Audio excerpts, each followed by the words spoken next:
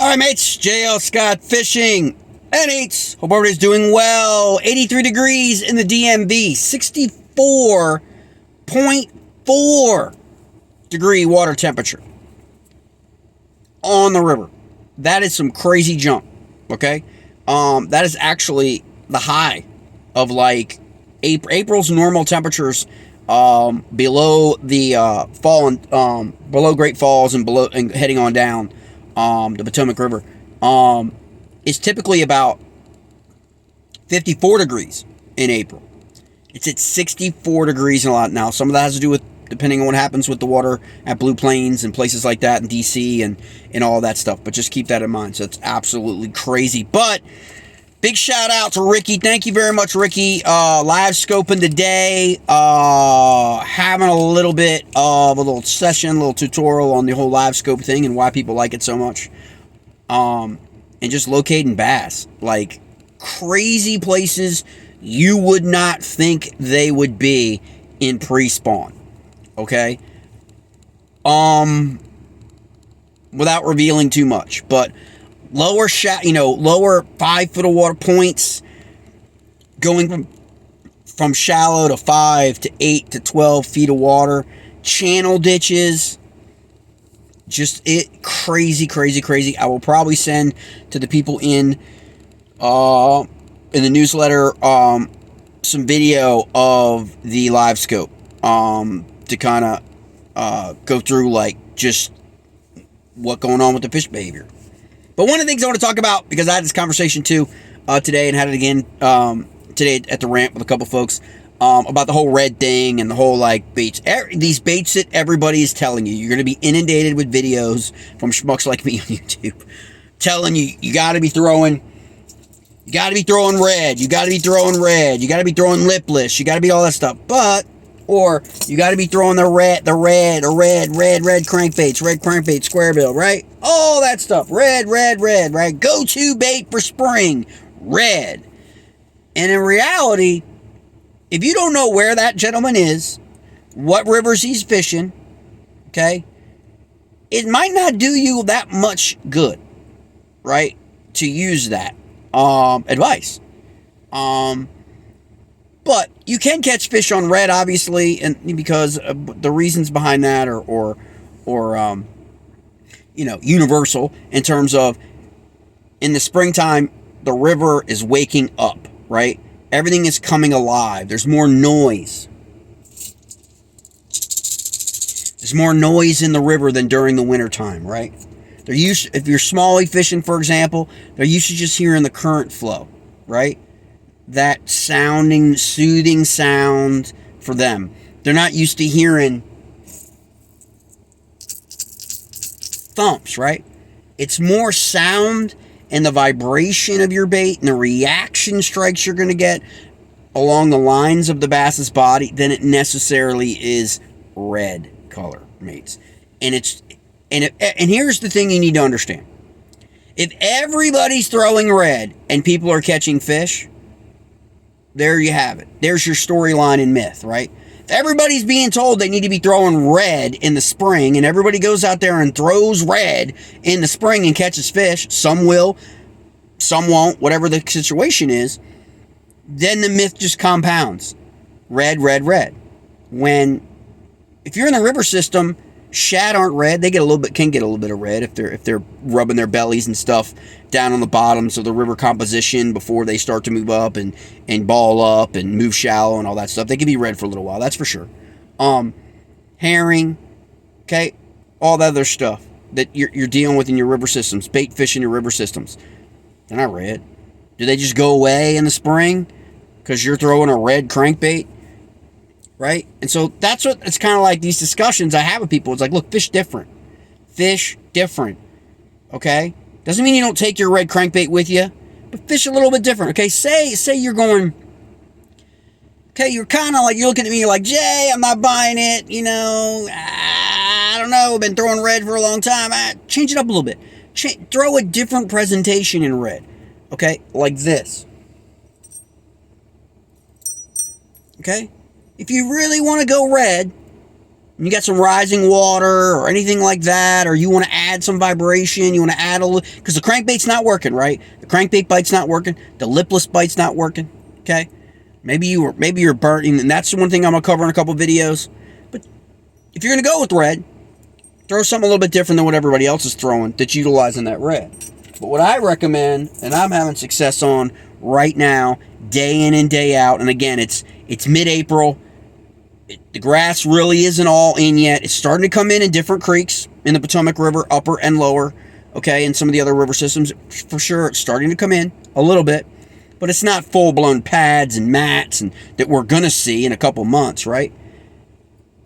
You can't go wrong with anything with an underspin. Something with a little flash in this clear water we're seeing in the river right now in some areas. Some areas are getting a little bit murked up. Some with a little flash, okay? You know, I really like this because I can utilize it in some different ways. But just go with an underspin, okay? Or if you're going to throw that crankbait, okay, put an underspin, put a blade on that front of that crankbait, okay, and go with one treble. Something a little bit different, okay, than what everybody else is fishing. And you're going to catch them, mates. You're going to catch them, okay? Don't be afraid to throw that oversized in this pre-spawn right now off these points. Secondary, well, lakes pretty much have that secondary point stuff, right? That we're all familiar with. Rivers can too. Like just bump outs that create. There's tons of these places on the Potomac, okay? They're called like bump outs, right? Where you can just kind of see it even on your map, right? Where it just comes to a point like this, you know, or there's a little bay and then a little pop in, and it pops back out. Tons of places like that. Throw the swim bait, mates. Throw a 5-inch swim bait, 5 to a 7-inch swim bait. If you want to go with 7, you know, normally you wouldn't throw it, right? Normally you're like, that's too big a bait.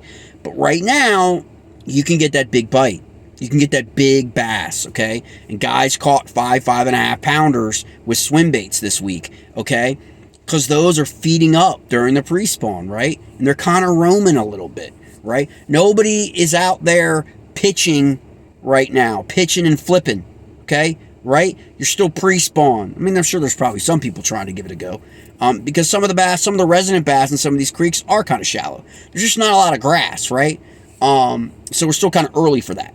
But that's just kind of fish a little bit different. I mean, think about it. 83 degrees aromatic temperature, 64 degrees in parts above the bridge complexes, all the way down to the Woodrow Wilson Bridge, Spoils and Smoots Bay and all that.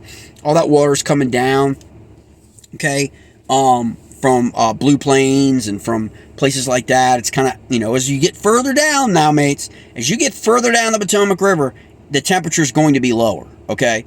It's going to be lower as you get closer towards Point South, all the way down towards like Nanjeboy Creek and places like that. It's going to be lower, all right, because they don't have that influence of that warm water coming into the river system, which is why in the DC area they spawn earlier, okay? And so that's something to think about, okay? If you're a tournament angler, this is why, again, lived in Virginia virtually my entire life, mates, and that's why guys make the run to DC, okay? They make the run from Leesylvania up to DC. They make the run even from Smallwood to DC. It's a long, long run for sure, okay? But they make that run because of that warm this time of year, because we're not in the spawn yet, okay? But some areas up there are acting as if there is, that we're in a spawning environment, because that warmer water is triggering them, right, to change their behavior and their patterns, right? And you're finding them in the ditches. You're finding them, and I posted a video of some crankbaits that are just freaking slayers, okay? They're bigger crankbaits, deeper diver crankbaits, because bass are still in the ditches, okay? Those ditches were kind of made by barges a long time ago in the Potomac, if you know Potomac history, okay? They kind of rubbed the bottom and created these like ditches, okay? And that's where the bass are. And they're moving into different areas. So it's just a really, really interesting, you know, time, middle of April. Expect probably 20-pound bags or less in these tournaments. I think a tournament went out of Leesylvania yesterday. I think it was one with 18. I think I said today. And so, again, it's not, big bass. Like, they're making those runs, and they're hitting the bay, they're hitting those areas where it's staying in the channels and things like that, and catching some big bass. A gentleman told me this morning that he basically had 5 bites all day, 5 keeper fish, but he only had 5 bites. Pre-spawn, finicky stuff. Yeah, you can get indications. Go on Tourney, if you're a kayak angler, go on Tourney X, go on Fishing Chaos, look for the events that were this weekend, and you can get an idea of what we're seeing in the region today. Like what we're seeing. Even though it's 80 degrees, it's beautiful outside, the water temperatures are moving up, it's still pre-spawn, okay? So they're still finicky, okay? They haven't really gotten into that real, feed up kind of mentality yet. At least that's what I'm experiencing. And I'm also experiencing the fact that with live scope, you can see them and they're not eating. They're not kind of interested. And so that's when you have to change it up a little bit, right? Like you would not think that you could get a jerkbait bite in the, second week of April, right? But yet they hit the jerkbait. Like maybe because no one else is throwing a jerkbait, right? Most people are done with a jerkbait. Who's throwing a jerkbait in 64, 65 degree weather, Jay? What are you talking about? We're only supposed to throw a jerkbait in cold water. Again, it really all depends on where you fish, but fish different. Big shout out today to Spider Active Sports, Spider Active Wear. Totally appreciate them. I ran today with their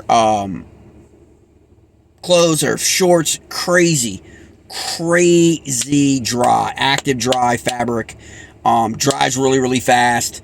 Completely comfortable. It's a totally different experience. If you know what I'm talking about, if you're dealing with, looking for clothes that are just a lot more, pleasurable in terms of being out on the water, that you're just soaking wet when you get out and your clothes don't dry, and you're wearing canvas type shorts, or because you like the pockets, and we've all been through that, right? Or you're in a kayak and you're soaking wet, your kayak's wet, your pants are wet, you're getting all that kind of stuff. So those are the things they're small, you don't even think about it, right? Everyone's more inclined to think about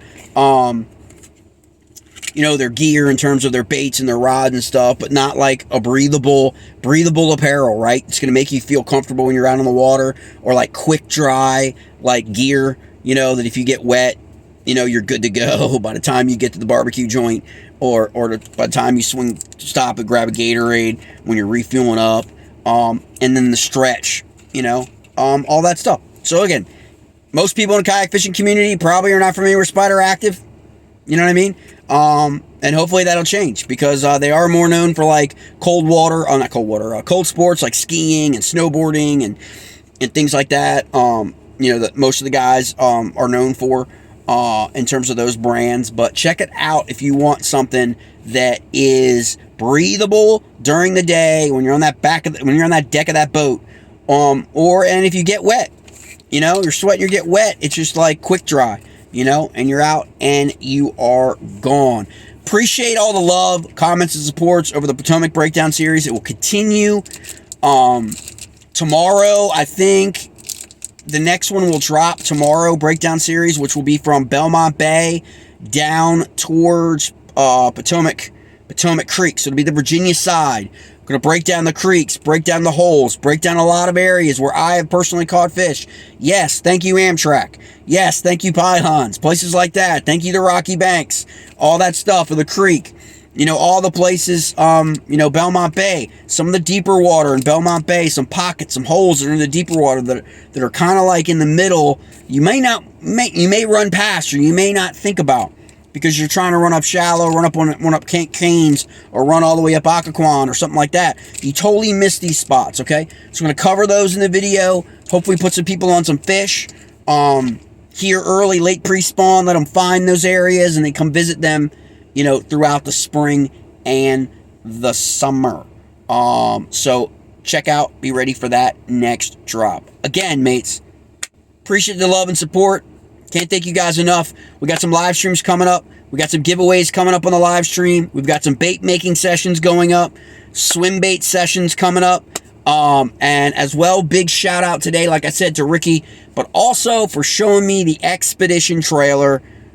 Get me an idea of, you know, the options and add-ons for an exhibition trailer for the new travel series, where we start to hit out a lot more fisheries in the country, and a lot more when we start tournament coverage, and we start covering a lot more tournaments out there as third party.